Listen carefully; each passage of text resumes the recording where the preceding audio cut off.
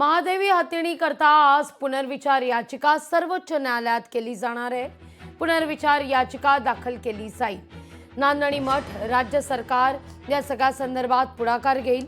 महादेवी हत्तीणीच्या घरवापसी करता आज सर्वोच्च न्यायालयात पुनर्विचार याचिका दाखल केली जाणार आहे, ज्याचा ड्राफ्ट नांदणी मठ राज्य सरकार आणि वनताराच्या संयुक्त बैठकीत तयार करण्यात आला होता।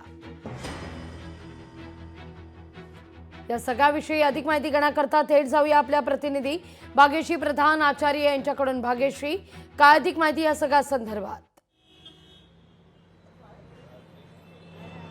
नक्कीच लागवी। खरं तर ही जे हत्ती आहे, या हत्तीनीच्या जाण्यानंतर एक वेगळा गोंधळ कोल्हापुरात झालेला पाहायला मिळाला। अनेकांनी आंदोलनं केली, अनेकांनी त्यावर नाराजी व्यक्त केली आणि त्यानंतर वनताराने देखील या संदर्भात आम्ही काही तो सुयोग्य असा काहीतरी निर्णय घेऊ असे सांगितले। यानंतर जर आपण बघितलं तर सध्या सर्वोच्च न्यायालयामध्ये ही याचिका जी आहे ती पुनर्विचारासाठी टाकण्यात येणार आहे, कारण यामध्ये पेटानी ही याचिका सर्वोच्च न्यायालयात सुरुवातीला टाकलेली होती।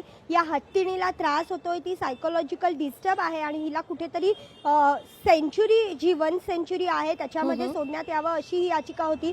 त्या याचिकेवर सर्वोच्च न्यायालयाने निर्णय दिलेला होता आणि तिला वनतारामध्ये पाठवण्याचं जाहीर केलेलं होतं। त्यानंतर एकंदरीतच जर आपण बघितलं तर सध्या पुनर्विचारासाठी ही याचिका आज सर्वोच्च न्यायालयात दाखल होणार आहे। या संदर्भात एक मीटिंग झाले। या मीटिंगमध्ये राज्य सरकार असेल, वनताराची समिती असेल आणि याचबरोबर नांदिनी मठाची समिती असेल, यांच्या सगळ्या वकिलांनी एक ड्राफ्ट तयार केलेला आहे। या ड्राफ्टमध्ये त्यांनी असं म्हटलेलं आहे की कोल्हापूर नजीक कुठल्या तरी वन सेंच्युरी उभी करावी आणि तिथेच या वनताराप्रमाणेच या हत्तीणीला ट्रीटमेंट देण्यात यावी अशा पद्धतीचा त्यामध्ये एक उपाय सुचवलेला आहे। त्यामुळे नेमकं आता सर्वोच्च न्यायालय यावर काय निर्णय देणार हे बघणं देखील महत्त्वाचं आहे।